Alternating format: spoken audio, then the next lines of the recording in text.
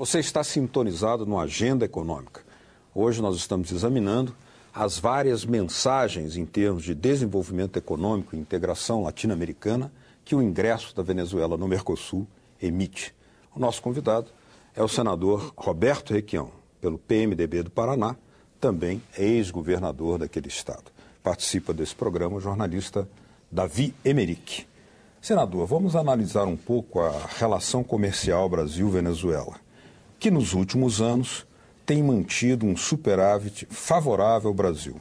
Em 2007, por exemplo, o Brasil exportou 4,7 bilhões de dólares para lá. Em 2008, 5,1 bilhões. Em 2009, registrou uma queda, mas foi para 3,6 bilhões de dólares.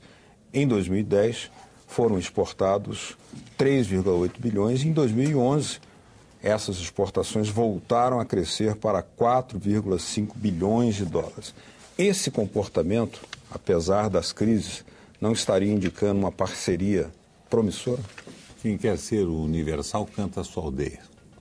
Quando eu abri o comércio do Paraná com a Venezuela, levei 80 empresários para Caracas, o Chaves esteve com empresários venezuelanos no Paraná, o nosso comércio praticamente não existia e se multiplicou por 1.500%. Por que aconteceu isso tão rapidamente? Não foi um milagre do meu governo. Tudo era feito antes via Estados Unidos. Miami intermediava tudo isso e nós fizemos a ligação direta.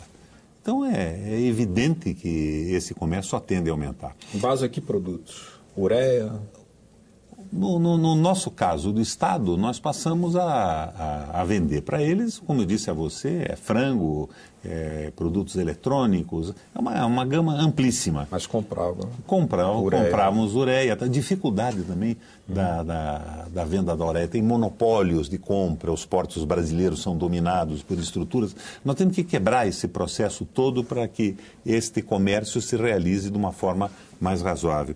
Mas no Mercosul, a participação do Brasil em relação ao produto interno do Mercosul era até agora de 68%, do Brasil era 56%. Né? A participação do Mercosul na América do Sul era 68%. Com a entrada da Venezuela chega perto de 80%.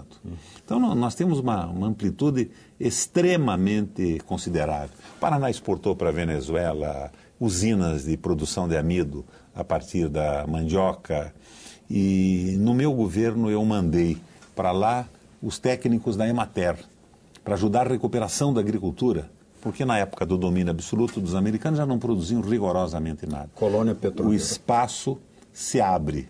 Aliás, quem é que fez o Chaves? Quem fabricou o Chaves? Na Venezuela, o nacionalismo chavista foi a desenfreada exploração dos Estados Unidos sobre a economia venezuelana, reduzindo a quase nada o valor de um barril de petróleo. E a Venezuela tem um mercado forte com os Estados Unidos, ela vende petróleo para os Estados Unidos. Então nós vamos incomodar interesses econômicos. E não se trata de uma guerra, se trata do Brasil defendendo os interesses do seu povo, da sua gente, da sua economia, da sua industrialização. Senador, a gama é enorme. Outros números interessantes. O Beto falou de exportação, vamos falar de importação, ou seja, o que a Venezuela exporta para nós. No mesmo período, citado pelo Beto, as exportações da Venezuela para o Brasil, capitaneadas sobretudo por combustíveis, óleos, alumínio, ferro, aço e ceras minerais, quadruplicaram. De 346 milhões de dólares exportados da Venezuela para o Brasil em 2007, atualmente a Venezuela nos exporta 1,2 bilhões de dólares. Você deu um salto enorme. Antes dessa nossa conversa, o senhor também explicava que o futuro da Venezuela, que a Venezuela é um país que tem uma base econômica muito frágil, quer dizer, tem muito recurso em petróleo, minérios, mas tem uma economia frágil. O senhor dizia que o Mercosul é a saída da Venezuela. Como o senhor analisa esse aumento das exportações para o Brasil e esse espaço de futuro que se abre para ela? Veja, eu quero ser bem frio nessa análise. A Venezuela produz muito pouca coisa hoje. Ela precisa dessa integração. No primeiro momento, ela vai ajudar muito a crise no Brasil, na Argentina, no Paraguai, mas ela precisa de uma mão amiga no processo de industrialização. Por exemplo, as casas que o Chaves está construindo são construídas por empresas brasileiras. Nós estamos ajudando esse processo. A Venezuela precisa sair praticamente do zero, como a Argentina também. Parece que a Argentina sofreu uma guerra. O seu parque industrial foi destruído com essa história de exportação de commodity. O Brasil ainda tem alguma produção respeitável. Nós temos indústrias fortes, mas nós temos que nos integrar nesse processo de uma forma solidária. Nós queremos o mercado, mas não para resolvermos um problema de nossas empresas hoje. Nós queremos uma integração definitiva, permanente dos países. A Venezuela precisa começar a produzir também. O Chávez já ofereceu para Dilma aqui, na semana passada, petróleo venezuelano para ser refinado no Brasil. Nós vamos ter um problema de produção de petróleo, sem dúvida alguma, com o número de automóveis que estão entrando no mercado, que é brutal, o consumo aumentando. Mas a visão tem que ser uma visão solidária. Se nós pensarmos apenas no mercado da Venezuela, nós estaremos fazendo com ela exatamente o que a Europa e os Estados Unidos querem fazer com a gente, e não vai dar certo. Porque nós não aceitamos e nem eles vão aceitar isso. Quando o senhor foi governador do Paraná, o senhor tinha enviado para lá técnicos do Emater, porque a Venezuela está fazendo um esforço de criar uma economia agrícola que não existia. Até mesmo o alface era importado de avião dos Estados Unidos, vinha de Miami, fósforo também. Mas hoje alguns produtos, vejam bem, leite, pela importação de matrizes da Argentina, e mesmo arroz já começam a ser produzido localmente. Seguindo a mesma linha que o senhor fez antes, Lula enviou para lá técnicos também da Embrapa, instalou, aliás, uma unidade da Embrapa lá e uma unidade do IPEA. Esse esforço de criação de uma economia agrícola para o Mercosul, um país do porte da Venezuela, o que significa? É o começo e é o caminho. Se lembra o caso da Rússia. A Rússia se dedicou à tecnologia de ponta. Ela não perdeu a capacidade de investimento tecnológico. Ela botou o Sputnik em órbita antes dos Estados Unidos. E assustou os americanos. Mas ela esqueceu como é que se produzia um sapato, como se fazia o embutido, alimentos processados, industrializados. Ela esqueceu a tecnologia que interessa ao bem-estar da população. Ora, a Venezuela, e viveu, a Rússia, desse esforço brutal na Guerra das Estrelas e da venda de minério de ferro e de petróleo. Não precisava produzir mais nada, comprava tudo fora. A Venezuela, sem esse esforço e essa possibilidade de avanço tecnológico, passou a viver também de petróleo e de minério. E a sua produção estiolou. Nós temos que restabelecer esse processo todo, que é o mesmo problema do Brasil, guardadas as proporções. Nós estamos melhor do que a Argentina, do ponto de vista industrial, e melhor do que todos os países do Mercosul. Mas nós temos que integrar este mercado de consumo com a capacidade produtiva de todos os países envolvidos, que gerem emprego, que melhorem o nível de vida com salários decentes. Então, é um projeto difícil. A consolidação do Mercosul depende da capacidade dos brasileiros, que são os mais ricos desse processo, embora nós estejamos em crise, de gerarmos uma solidariedade que consolide o processo. Senador, o Raul Prebisch, que foi um dos grandes economistas aí da América Latina, no livro Capitalismo Periférico, Crise e Transformação, afirmava que se as perspectivas dos centros dos países centrais do capitalismo, não são auspiciosas para o intercâmbio com a periferia, por que seguir desperdiçando o considerável potencial do comércio recíproco?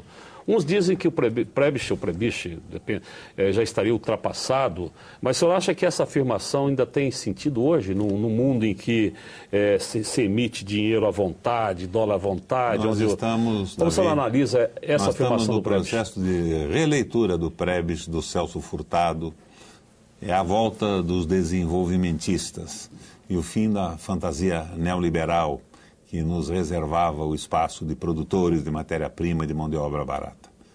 É uma reação que se suporta na releitura desses formuladores da CEPAL, da antiga CEPAL. E o Prebisch se transformou numa figura mundial quando conseguiu, na frente do Banco Central da Argentina, fazer uma verdadeira revolução no processo de desenvolvimento. Nessa direção, apenas um comentário. Por exemplo, se falava que no governo Fernando Henrique, o Fernando Henrique considerava que o Brasil já estava entre os países desenvolvidos, embora um dos últimos da fila dos países desenvolvidos.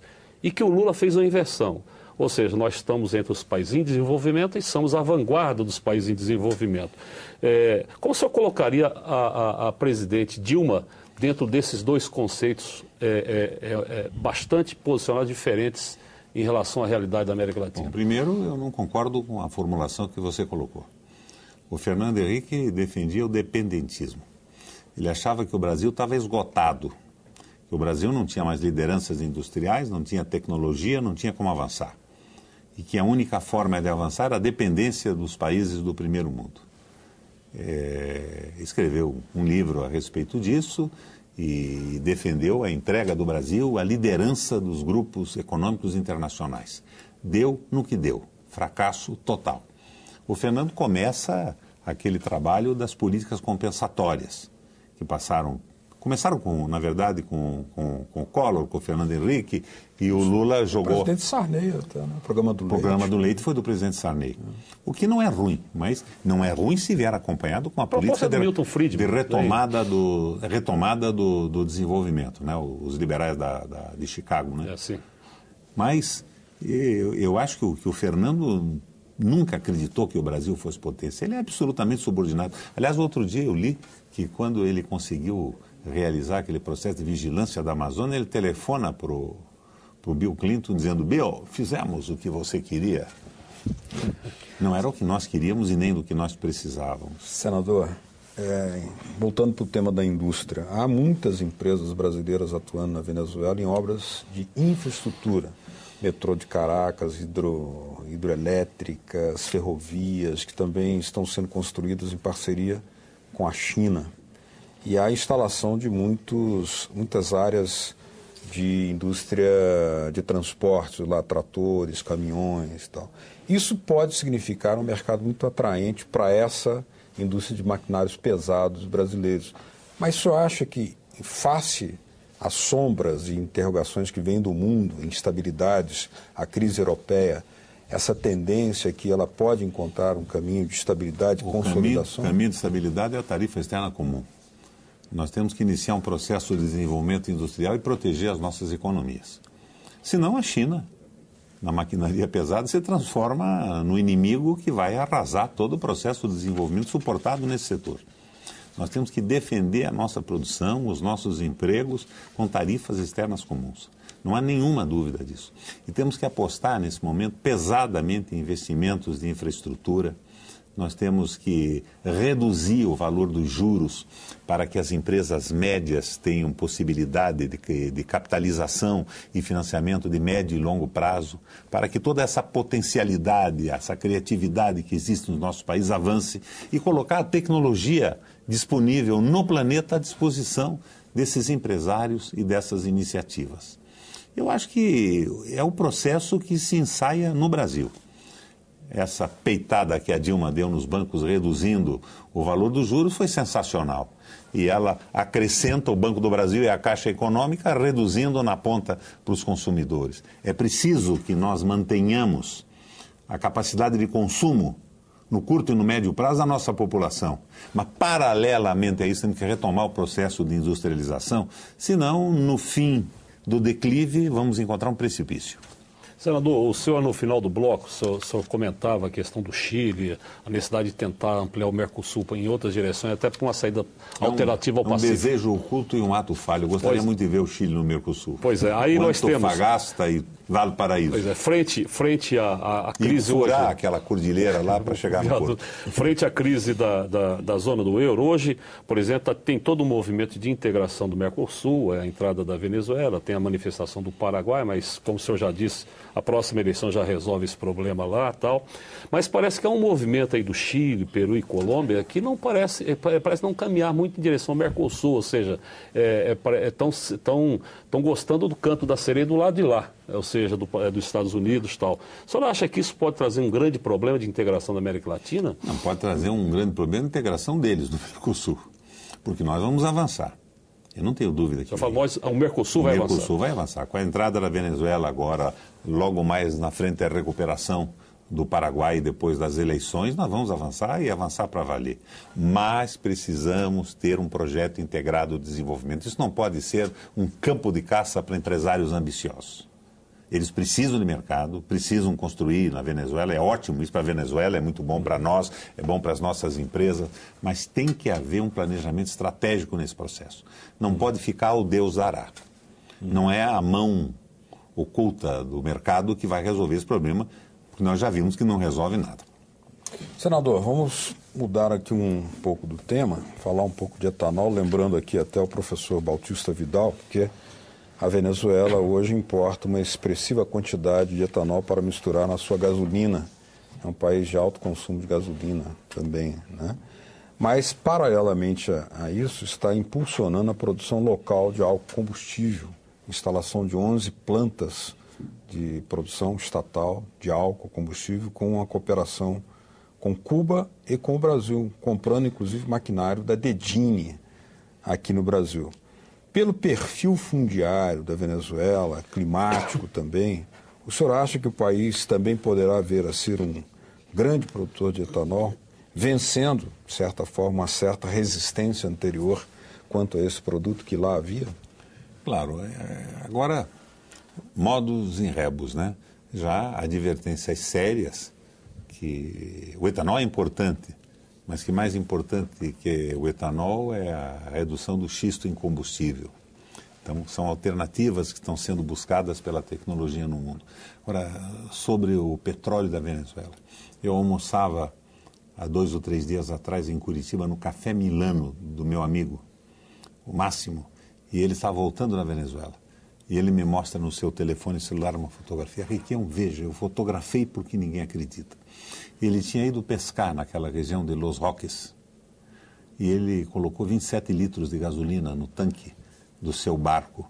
Ele me mostra o preço do negócio. Estava na conversão 20 e tantos litros de gasolina por 25 centavos de dólar. É o preço do combustível na Venezuela. Então, essa disponibilidade de petróleo, se ela for usada não para o consumo dos automóveis de lazer, mas for usada para o desenvolvimento industrial com a tecnologia apropriada, com o apoio do Brasil, com a integração do Mercosul, é simplesmente fantástica. No próximo bloco, nós vamos analisar aqui no Agenda Econômica, com a participação do senador Roberto Requião, as assimetrias que ainda persistem nas economias do Mercosul e também outras possibilidades de cooperação num campo avançado, que é o da aviação. Continue com a gente.